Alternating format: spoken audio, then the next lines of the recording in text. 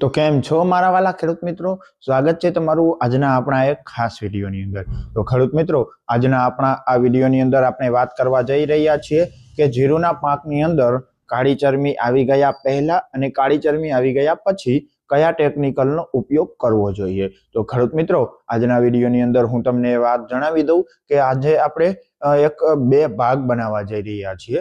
જેમાં પહેલો ભાગ છે જે જીરુની અંદર કાળી ચરમી આવી ગયા પછી ટેકનિકલ કયો અને કઈ પ્રોડક્ટનો ઉપયોગ કરવો જોઈએ, અને બીજા ભાગની અંદર આપણે વાત કરવાની છે જેની અંદર કાળી ચરમી આવી ગયા પછી કયા ડોઝનો ઉપયોગ કરવો જોઈએ.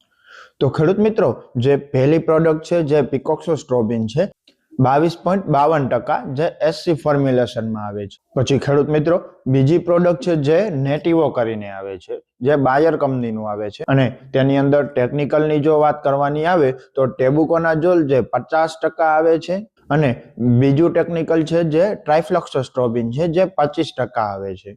તો ખેડૂત મિત્રો, આપણે ત્રીજી પ્રોડક્ટની જો વાત કરવી જે ટાટા કંપનીનું સાર્થક કરીને આવે છે, જેની અંદર ટેકનિકલ ક્રેસોક્સોમ મિથાઇલ 15% અને ક્લોરોથાયોનિલ 56% આવે છે.